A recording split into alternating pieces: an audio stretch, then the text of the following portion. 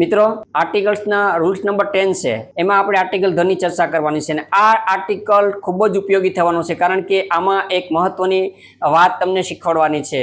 આપણે જોઈએ કે કોઈ પણ દેશની જાતિ પ્રજાતિઓ છે, કોઈ પણ દેશની જાતિ પ્રજાતિઓ જ્યારે આપણે એ જાતિને એના દેશ સાથે જોડીને દર્શાવવામાં આવે છે ત્યારે આર્ટિકલ ધ યુઝ કરતા હોય છે। જેમ કે we the Indians are frank. હવે આ જોજો તમે, આ અહીંયા આપણે બહુવચન છે, ઇન્ડિયન છે એ બહુવચનના અર્થમાં વપરાય છે, છતાં પણ આપણે ત્યાં ધ વાપરવો પડ્યો, કારણ કે એ ઇન્ડિયનની જાતિ બતાડી છે, we the Indian are frank. એવી રીતે આપણે એક બીજું ઉદાહરણ જોઈએ તો the Japanese R clever.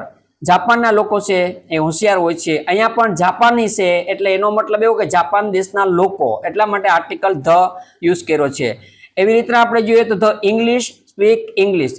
The English એટલે કે અંગ્રેજો, ઇંગ્લિશ શબ્દ અહીંયા અંગ્રેજોના અર્થમાં વપરાનો છે, તો ઇંગ્લેન્ડના જે લોકો છે એના માટે અહીંયા આપણે ઇંગ્લિશ શબ્દ યુઝ કર્યો અને ઇંગ્લિશ છે એ લોકોની જાતિ બતાડે છે, સ્પીક ઇંગ્લિશ।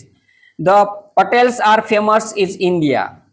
ભારતની અંદર છે એ પટેલ જે જાતિ છે એ આખી જાતિ બતાડે એટલે ધ શબ્દ લાગ્યો છે, the Patels are famous in India. એટલા માટે આપણે આ આર્ટિકલનો રૂલ્સ નંબર 10 છે એ ખૂબ જ સમજવા લાયક અને મહત્વનો છે।